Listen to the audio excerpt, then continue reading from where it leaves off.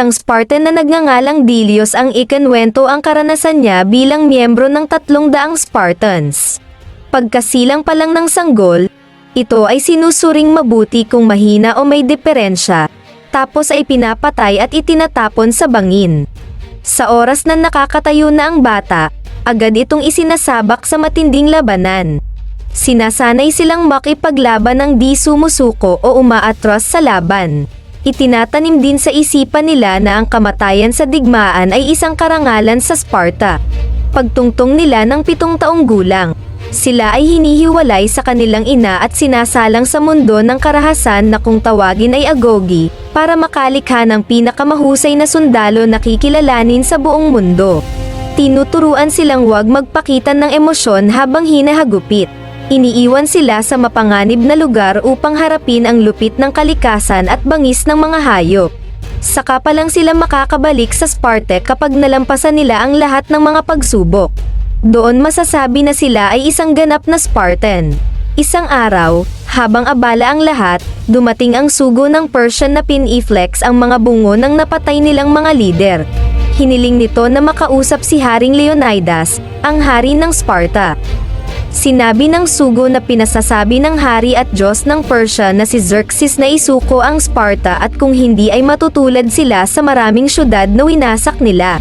Sinabi ni Haring Leonidas na malaking problema ang hinihiling ni Xerxes na magpasakop sila. Nagbabala ang sugo na mag-ingat siya sa desisyon niya at baka ito na ang huling salita niya bilang hari. Nagmuni-muni ang hari at matapang na itinutok ang espada sa mukha ng sugo na napaatras sa bingit ng malaking balon. Galit na galit nitong ipinahayag na ipinagbabawal ang pagpatay sa isang sugo dahil ito ay kalapastanganan. Natinugunan naman ni Leonidas na, "This is Sparta!" Sabay tagyak sa sugo. Nasinundan naman ang pagpatay at paghulog sa mga kasama niyang bantay sa malaking balon. May alituntunin ng Sparta na kailangang sumangguni ang hari sa Oracle at Force bago gumawa ng anumang hakbang laban sa mananakop. Inakyat ni Leonidas ang mataas na bundok upang alamin ang hinaharap.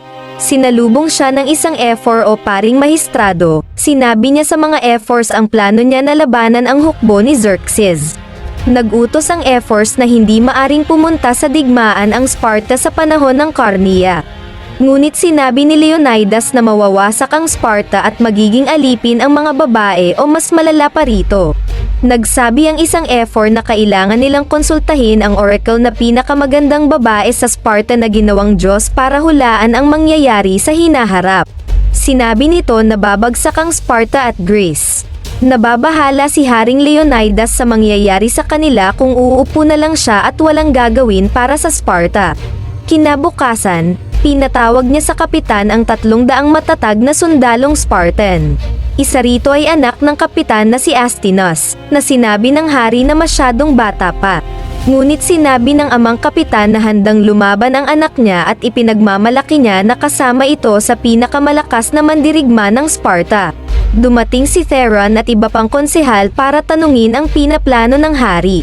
Iginiit ng mga ito na hindi niya pwedeng suwayin ang hula ng Oracle at utos ng mga Ephors na huwag sumugod sa digmaan. Sinabi pa ng mga ito na ang pagsuway dito ay labag sa batas at alituntunin ng Sparta.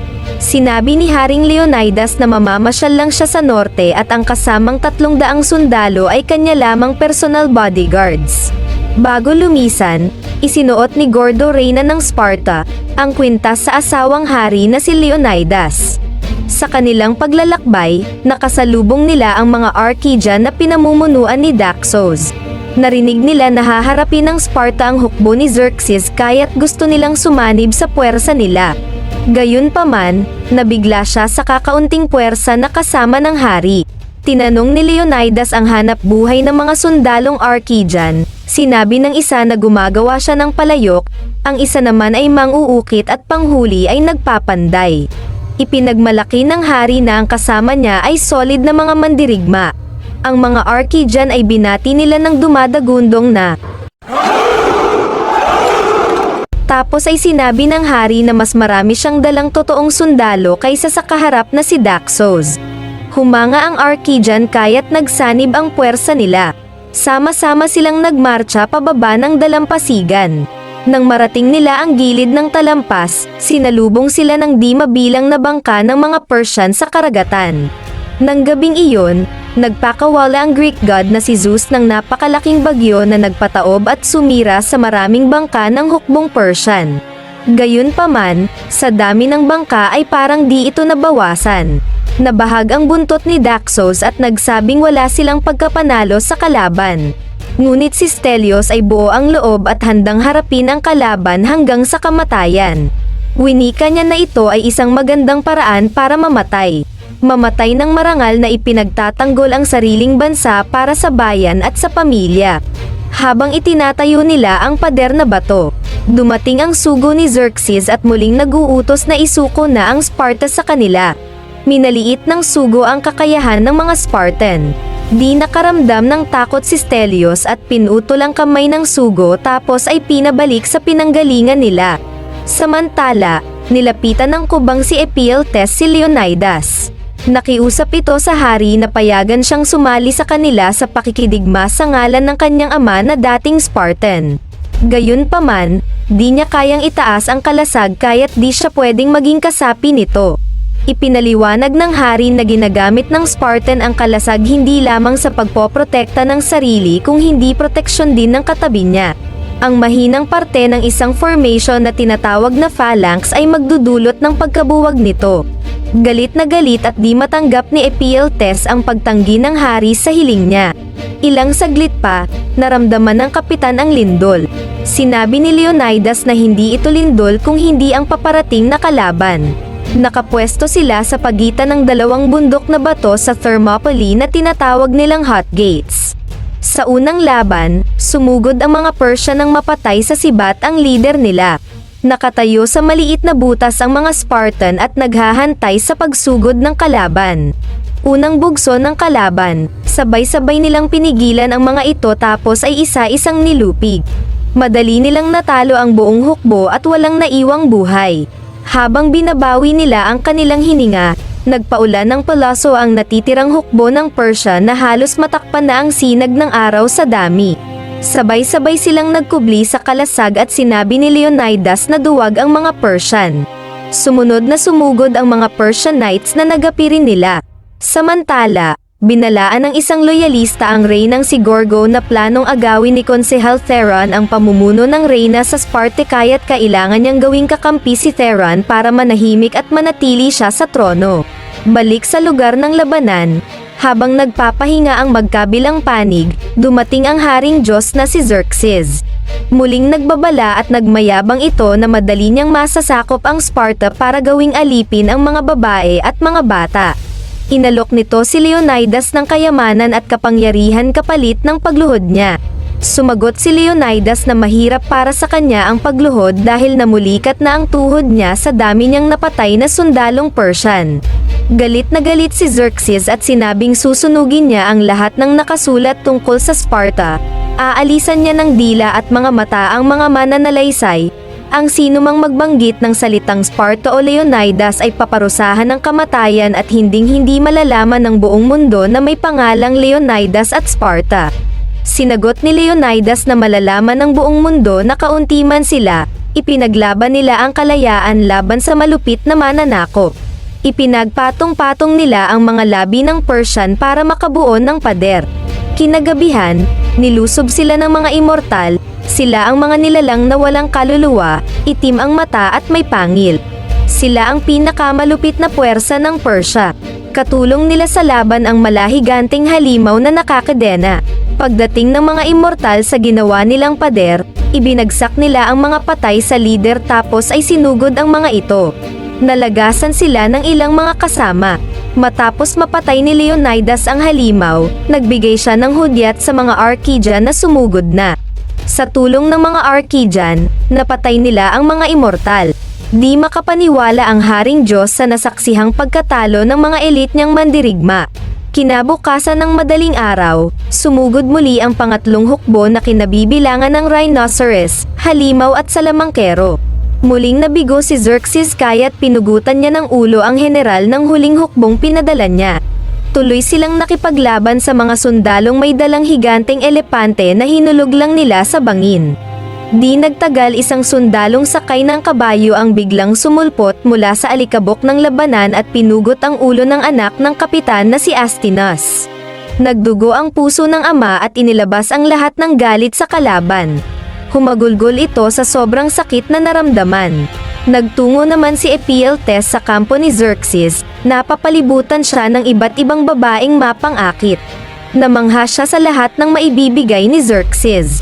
Kayamanan, babae at maging ganap na sundalo na matagal niya ng pangarap. Sinabi ni Xerxes na ibibigay niya ang lahat ng ito dahil mabait siya. Di nagdalawang isip si Ephialtes na itinuring na hari at Diyos niya si Xerxes. Tapos ay agad siyang inutusan nito na pangunahan ang kanyang mga sundalo sa sikretong daan sa likod ng Hot Gates para madali nilang matalo ang mga Spartan. Samantala, pinuntahan ni Theron ang reyna. Inalok siya nito ng maiinom. Binanggit ng reyna na kailangan niya ng boto ni Theron para makapagpadala ng karagdagang sundalo, ngunit di pumayag ito dahil labag sa batas ang pagsugod ng hari sa digmaan. Gayunpaman, inalok ni Theron ang reyna na magpapadala siya ng sundalo kapalit ang puri. Sa distang iniraos ni Theron ang pagnanasa sa reyna. Sa Thermopylae o Hot Gates, humahangos si Daxos at sinabing nagtraidor si Ephialtes sa pamamagitan ng pangunguna nitong tinungo ang tagong daanan sa likuran nila kasama ng mga immortal ni Xerxes. Dahil dito unti-unti na silang napapaligiran ng mga sundalong Persian. Sinabi ni Leonidas na hindi kailanman aatras o sasuko ang Spartan. Umalis si Daxos at nagpaalam na kasama niyang aatras ang mga kasamang Archidian. Ilang saglit pa, inutusan niya si Dilios na umuwi sa Sparta at ipakalat ang kwento ng 300 Spartan na hindi umatras sa laban para sa bayan, isang kwento ng tagumpay. Tinanong ni Dilios kung meron siyang ipapasabi sa asawang reyna, pinadala niya lang ang kwintas na binigay sa kanya at nagwika na wala na siyang kailangang sabihin. Bago sila makipaglaban muli, nagwika si Haring Leonidas sa mga kasama na ihanda ang almusal at magpakabusog dahil pagdating ng gabi, sa impyerno sila maghahapunan. Samantala, nakipagpulong ang reyna sa konseho. Isang mahusay na argumento ang ipinarating niya kung bakit kailangang magpadala ng karagdagang sundalo sa Hot Gates para tulungan ang hari at mga kasama nito. Marami ang sumang-ayon sa hiling ng reyna. Gayunpaman, nanunuyang pumalakpak si Theron at bumaliktad sa usapan nila ng reyna. Binulgar niya ang pangangalo niya ng reyna at sinabing walang dapat makinig sa sinasabi nito. Inatake siya ng reyna nang sabihan niya itong pakawala, ngunit pinigilan ito ng mga bantay. Nagpumiglas ang reyna kaya't hinayaan nila ito. Mabilis na inagaw ng reyna ang espada ng bantay at sinaksak si Theron. Maraming Persian coin ang nahulog sa katawan nito kaya't nabunyag ng lahat na si Theron pala ay isang traidor sa Sparta. Samantala, isa pang traidor na si Ephialtes ang pinangunahan ang mga immortal at itinuro sa mga ito ang sikretong daan sa likuran ng Hot Gates. Dahil dito napaligiran sila ng mga sundalong Persian. Muling nakiusap ang sugo ni Xerxes na sumuko sila at lumuhod sa harapan ng Haring Diyos. Hinubad ni Leonidas ang helmet, inilagay niya ang sibat at kalasag sa lupa tapos ay lumuhod. Ito ay para makapag-ipon siya ng tatag at lakas. Nagbigay siya ng hudyat sa pagsigaw sa pangalan ni Stelios. Sumugod si Stelios gamit ang likod niya para atakihin ang leader sa harapan tapos ay sinibat niya si Xerxes habang umuulan ng palaso at nakikipaglaban ang mga sundalo niya. Nahiwa ng sibat ang pisngi ni Xerxes, natigilan ito at napahawak sa sugat na tinamo niya. Isa-isang namatay ang lahat ng Spartans. Sinabi ni Stelios na isang karangalan ang mamatay katabi ang hari. Sinabi naman ni Leonidas na isang karangalan ang mabuhay na kasama siya. Matapos humarap sa araw at banggitin ang salitang, "My queen, my wife, my love." Nagpaulan ng palaso ang kalaban para siguraduhing walang matitirang humihinga sa kanila. Umuwi si Dilios sa Sparta para isauli ang kwintas sa reyna at ipalaganap ang kwento ng hari at ng 300 Spartan na kasama niya. Matapos ng isang taon, pinamunuan ni Dilios ang libo-libong sundalong Spartan upang muling harapin ang mga Persian at makamit ang tagumpay para kay Haring Leonidas at sa 300 Spartan na nagbuwis ng kanilang buhay.